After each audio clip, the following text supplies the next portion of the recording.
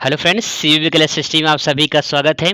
आगामी परीक्षाओं के लिए सामान्य ज्ञान बहुत जरूरी होता है, बहुत इंपॉर्टेंट होता है फ्रेंड्स।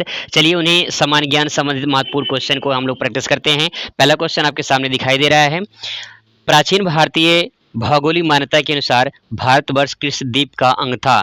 जो भारतवर्ष है वो किस द्वीप का अंग था? पुष्कर द्वीप, जम्मू द्वीप, या फिर जो है कांच द्वीप, या फिर जो है कुशद्वीप। तो फ्रेंड्स इसमें राइट आंसर हो जाएगा आपका जम्मू द्वीप। ठीक है, इसमें हो जाएगा राइट आंसर आपका जम्मू द्वीप। जम्मू द्वीप इसका राइट आंसर हो जाएगा।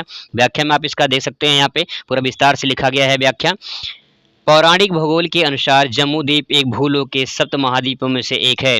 यह द्वीप पृथ्वी के केंद्र में स्थित है। तो यहाँ पे जम्मू द्वीप जो है वो पौराणिक मान्यता के अनुसार जो है भारतवर्ष का प्राचीन नाम था, वहां से लिया गया है।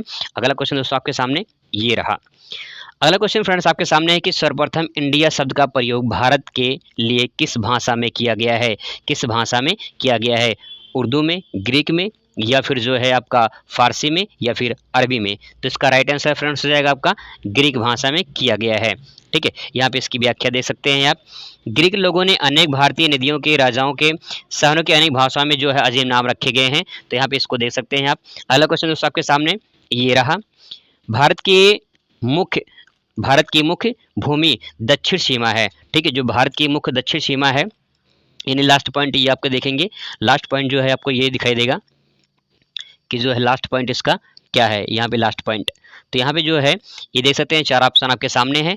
तो यहाँ पे क्वेश्चन ने पूछा है फ्रेंड्स यहाँ पे कि भारत की जो मुख्य भूमि है उसका लास्ट पॉइंट क्या है। तो इसका जो लास्ट पॉइंट है वो 8 डिग्री 4 मिनट से स्टार्ट होता है, 37 डिग्री 6 मिनट तक जाता है नॉर्थ में। तो यहाँ पे जो है आपका राइट आंसर हो जाएगा 8 डिग्री 4 मिनट। ठीक है, यहाँ पे देख सकते हैं व्याख्या में, भारत के 8 डिग्री उत्तरी अक्षांश से लेकर 37 डिग्री 6 मिनट, और जिसके पूर्व में है 68 डिग्री 7 मिनट से लेकर 57 डिग्री पूर्वी देशांतर तक है। लगभग जो है ये आपको जो है 3 सूर्यरेखाएं देशांतर जो है ये 360 है। ठीक है, 360 पूर्वी देशांतर रेखाएं। तो यहाँ पे भारत की जो है ये दिया गया है, और यहाँ पे उसकी लंबाई दिया गया है, लंबाई दे सकते हैं। ठीक है, जो देशांतर रेखा है वो 360 है, और जो है आपका जो अक्षांश रेखा है वो 180 है। ठीक है, अगला क्वेश्चन बात करते हैं फ्रेंड्स आपके सामने ये रहा अगला क्वेश्चन। भारतीय मानक समय आधारित है, भारतीय जो मानक समय है वो आधारित है जो है 80 डिग्री पूर्वी देशांतर पर, 80 डिग्री पश्चिमी देशांतर पर, या फिर जो है क्वेश्चन यहाँ पे अगला ऑप्शन आपके सामने ये है कि 82.5 डिग्री पूर्वी देशांतर, या फिर जो है 82.5 डिग्री पश्चिमी देशांतर। आप सभी को अच्छे से पता है कि 82.5 डिग्री जो है इसका जो है पूर्वी देशांतर है। यहाँ पे दे सकते हैं 82.5 डिग्री भारत की पूर्वी देशांतर जो इलाहाबाद के नगेट से नैनी से गुजरती है, और जो मानक समय लिया गया है GMT के जो है 82.5 डिग्री पूर्व में है, और जो है भारत का समय 5.5 घंटा जो है आगे है। अगला क्वेश्चन दोस्तों आपके सामने ये रहा। अगला क्वेश्चन दोस्तों आप सामने ये है कि भारत का प्रमाणिक समय उस स्थान का स्थानीय समय है जो स्थित है, वो कहाँ पे स्थित है। चार आपके सामने ऑप्शन यहाँ पे दिखाई दे रहे हैं। यहाँ पे ये है आपके यहाँ पे ऑप्शन, और इसमें आप सभी को पता है कि इलाहाबाद के समय जो है गुजरती है, तो इसका राइट आंसर हो जाएगा इलाहाबाद। यहाँ पे देख सकते हैं कि इलाहाबाद के निकट से नैनी से गुजरती है। दोस्तों अगला सवाल आपके सामने ये रहा। क्वेश्चन ये है, Indian standard time, Greenwich main time, Indian standard time, और पूछा है ग्रीनविच मेन टाइम। ठीक है, टाइम में कितना अंतर है? 5.5 घंटे का अंतर है, जो कि यूपीएससी 2011 में पूछा गया है, जो जेपीएससी में पूछा गया है। तो यहाँ पे देख सकते हैं इसका राइट आंसर हो जाएगा यहाँ पे 5.5 डिग्री जो है, सॉरी 5.5 घंटे। तो यहाँ पे 5 घंटे 30 मिनट इसका राइट आंसर हो जाएगा। 5 घंटे 30 मिनट इसका राइट आंसर हो जाएगा। यहाँ पे देख सकते हैं, अभी हम लोग पीछे देखे थे। अगला क्वेश्चन दोस्तों आपके सामने ये रहा। भारत की धुरी दक्षिणी भाग के विषुवत रेखा से दूरी कितनी है? ठीक है, पूछा है भारत की जो धुरी है वो दक्षिणी भाग विषुवत रेखा से दूरी कितनी है। तो यहाँ पे आपके सामने ये चार ऑप्शन दिखाई दे रहे हैं यहाँ पे। तो फ्रेंड्स इसका जो राइट आंसर हो जाएगा वो हो जाएगा आपका 876 किलोमीटर हो जाएगा। इसको लर्निंग मेथड बहुत आसान से उसको याद कर सकते हैं, कुछ करना नहीं है। देखिए यहाँ पे उल्टा लिखा हुआ है, यहाँ पे पढ़िए, एक बार लिखा हुआ 6, फिर के बाद 7, फिर इसके बाद 8, तो 6 7 8। ठीक है, 6 7 8, 6 7 8 आसानी से इसको याद कर सकते हैं। ठीक है, 876 यहाँ पे इसको आसानी से याद कर सकते हैं। व्याख्या में दे सकते हैं कि जो है भारत का सबसे दक्षिणी बिंदु इंदिरा पॉइंट, जो आपका लास्ट पॉइंट यहाँ पे ये है इंदिरा पॉइंट, और यहाँ पे है अंडमान निकोबार में, यहाँ पे ग्रेट निकोबार में जो लास्ट पॉइंट है इंदिरा पॉइंट। ठीक है। यहाँ तो कन्याकुमारी है, कैप कोमोरिन, ठीक है। यहाँ पे ग्रेट निकोबार पे यहाँ पे इंदिरा पॉइंट है, निकोबार द्वीप समूह में है, ग्रेट निकोबार में है, इसका पूर्व में है। और इसका जो नाम है वो लाइचिंग नाम है, पिग्मेलियन इसको बोलते हैं, पिग्मेलियन पॉइंट बोलते हैं और पार्सियन पॉइंट भी बोलते हैं। इनका जो है जो इंदिरा पॉइंट है ये सन 2004 में जो है ये सन 2004 में जलमग्न हो चुका है और इसको 3 नामों से जाना जाता है, लाइचिंग, पिग्मेलियन और पार्सियन। दोस्तों छोटा सा आपको ट्रिक बता देते हैं इसका, आप पीपल के माध्यम से इसको आराम से याद कर सकते हैं।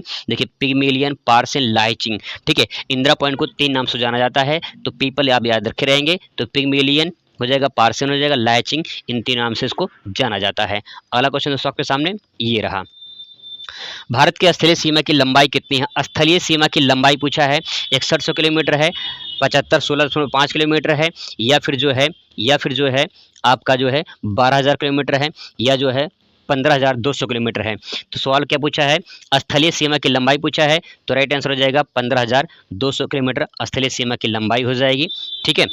चलिए अगले क्वेश्चन में बात करते हैं फ्रेंड्स। अगला क्वेश्चन आपके सामने ये रहा, द्वीपों सहित भारत की तट रेखा लंबाई कितनी है? अगर बात करें जो तट रेखा, अगर बात करें गुजरात से लेकर जो है, गुजरात से लेकर यहाँ पे वेस्ट बंगाल तक तो है 6100 किलोमीटर है, लेकिन अगर यहाँ पे जो लक्षद्वीप है अरब सागर में और यहाँ पे बंगाल खाड़ी में जो है आपका अंडमान निकोबार द्वीप समूह, अगर इसको ऐड कर दिया जाए तो तट रेखा कितनी हो जाती है? 75.16.6 किलोमीटर होता है। कहीं की 5 लिखा हुआ है, कहीं की 5 भी लिखा हुआ है, ठीक है। तो यहाँ पे जो इसका राइट आंसर हो जाएगा फ्रेंड्स, इसका हो जाएगा आपका ये, ठीक है, 75.16.5 किलोमीटर, लेकिन एनसीईआरटी में जो है 6 किलोमीटर लिखा है, तो इसका राइट आंसर ये हो जाएगा, इसको देख रहेंगे, ठीक है। तो ये व्याख्या है, इसको देख सकते हैं। यहाँ पे देखिए, यहाँ पे लिखा हुआ कि तटीय सीमा जो है 15-16-6 किलोमीटर जो है वो यहाँ पे दिया गया है, ठीक है। अगला क्वेश्चन दोस्तों आपके सामने ये रहा, भारत के उत्तर से दक्षिण की लंबाई कितनी है? भारत के उत्तर से दक्षिण की लंबाई जो पूछा है, उत्तर से दक्षिण की लंबाई पूछा है फ्रेंड्स, तो उत्तर दक्षिण लंबाई यानी यहाँ से लेकर यहाँ तक, नॉर्थ से लेकर साउथ तक, तो 32-14 किलोमीटर जो है इसकी राइट आंसर हो जाएगा। 32-14 किलोमीटर की जो है लंबाई है, तो यहाँ पे इसका राइट आंसर हो जाएगा 32-14। कुछ करना नहीं, इसको थोड़ा सा आपको याद करवा देते हैं, कुछ करना नहीं है। आपको गिनती आती है 1 2 3 4 ऐसे लिख दीजिए, फिर इसको उल्टा लिखिए 4 3 2 1, ठीक है। अब क्या करना है, इस 4 को, इसको यहाँ से डिलीट करके 4 को बस इसके पीछे लगा दीजिए, तो हो जाएगा 32-14 किलोमीटर। देखिए 32-14 किलोमीटर, आसानी से उसको याद कर सकते हैं, ठीक है। नेक्स्ट क्वेश्चन आपके दोस्तों के सामने रहा ये, अगले क्वेश्चन में बात करते हैं फ्रेंड्स। यहाँ पे देखिए अगला क्वेश्चन आपकी, भारत की पूर्व से पश्चिम की लंबाई पूछा है। अभी उत्तर से दक्षिण की बताएं आप बताइए यहाँ पे जो है पूर्व से पश्चिम की लंबाई, मतलब कि यहाँ से गुजरात से लेकर जो है अरुणाचल प्रदेश तक ये जो लंबाई है, वेस्ट टू ईस्ट, ठीक है, पूर्व से पश्चिम लंबाई कितनी है गुजरात से लेकर अरुणाचल प्रदेश तक? नहीं, गौरमासा किवीथू तक, गौरमाथा यहाँ पे पड़ता है, गौरमाता, ठीक है, यहाँ पे किवीथू लास्ट पॉइंट। तो इसका जो राइट आंसर हो जाएगा वो हो जाएगा 29-33 किलोमीटर। इसका राइट आंसर हो जाएगा 29-33 किलोमीटर हो जाएगा, ठीक है।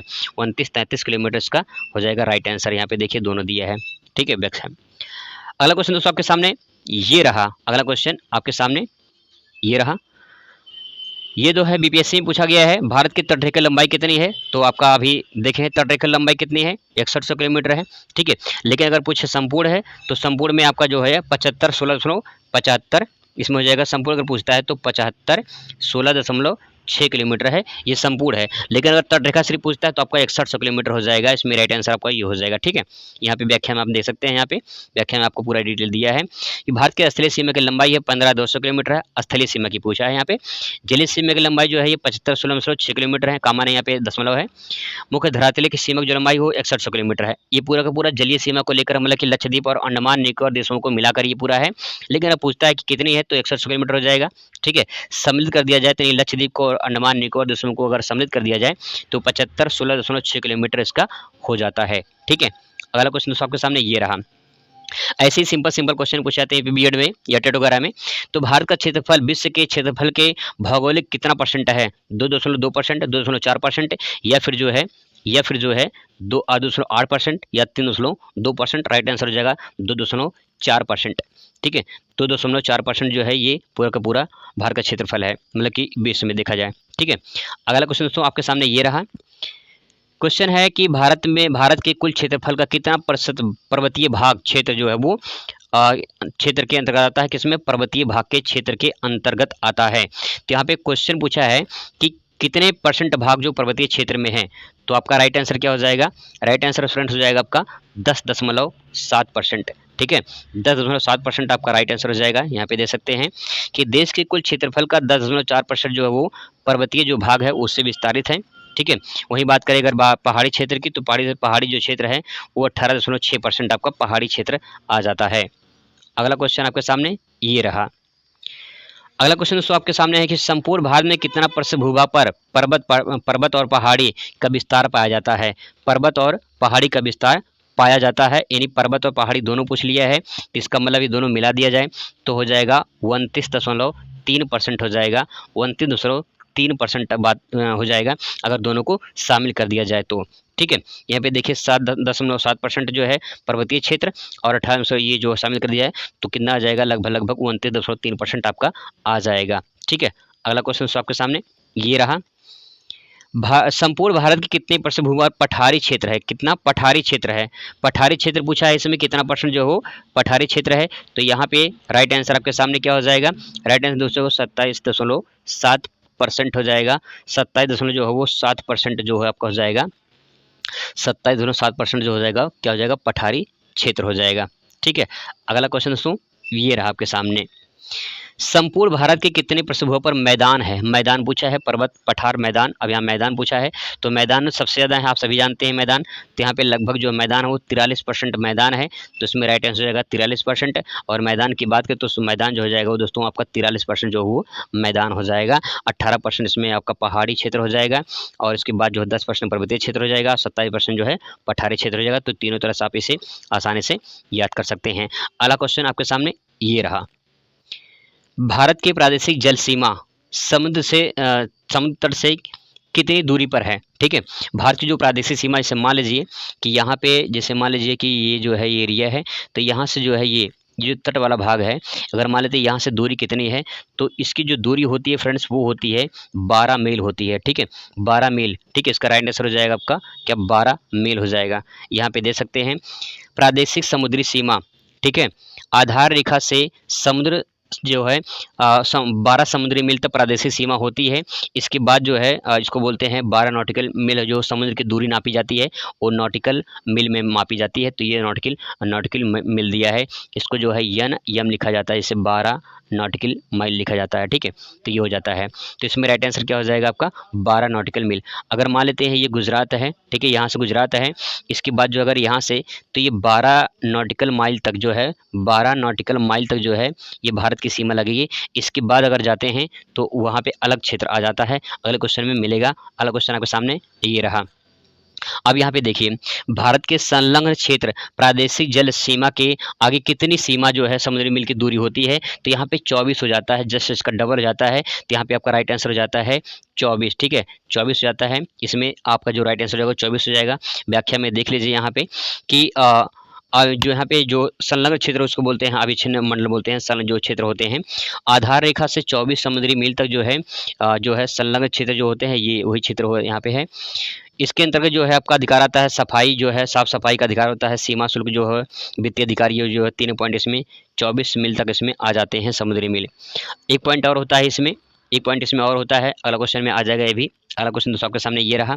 इसमें तीनों शामिल हो जाते हैं। भारत का जो है एकांतिक जो है आर्थिक क्षेत्र संलग्न क्षेत्र के आगे कितनी समुद्री मील है। यहाँ पे देखिए, जैसे मान लीजिए कि ये पॉइंट है, अब यहाँ से 12 जो नॉटिकल माइल होता है, 12 नॉटिकल माइल तक ये क्षेत्र होता है, प्रादेशिक क्षेत्र होता है। इसके बाद 24 माइल तक जो है संलग्न क्षेत्र रह जाएगा। लेकिन इसके बाद जाते हैं तो यहाँ पे 200 मील तक जो है, 200 माइल तक जो है नॉटिकल माइल तक यहाँ पे जो संयुक्त राष्ट्र का जो है वहाँ पे परमिशन लेना पड़ता है। अगर आप यहाँ पे कुछ करने जाते हैं, पेट्रोलियम या फिर कोई भी संसाधन के लिए आते हैं, तो यहाँ पे जो है संयुक्त राष्ट्र को जो है संयुक्त राष्ट्र से परमिशन लेना पड़ता है। तो यहाँ पे 200 मील तक इसका राइट आंसर हो जाएगा 200 मील। तो इसका राइट आंसर यहाँ पे दे सकते हैं 200 मील तक यहाँ पे दे सकते हैं, ये पूरा दिया है। आधार रेखा 200 समुद्री मील तक जो है ये आर्थिक क्षेत्र माना जाता है। लेकिन इसके लिए जो है यहाँ तक जो है इसको परमिशन लेना पड़ता है, जिसमें देख सकते हैं उदाहरण के लिए मुंबई हाई जो है भारत के सबसे बड़ा तेल प्राकृतिक गैस क्षेत्र है, जो कि मुंबई अरब सागर में यहाँ पे स्थित है। यहाँ पे देख सकते हैं पूरा विवरण दिया है। तो फ्रेंड्स ये हो गया आपके टॉप 20 क्वेश्चन। आपसे मुलाकात हुई दूसरे वीडियो में इसी टॉप 20 क्वेश्चन के साथ। तब तक खुश रहिए, मस्त रहिए और ज़िंदगी में स्वस्थ रहिए। धन्यवाद।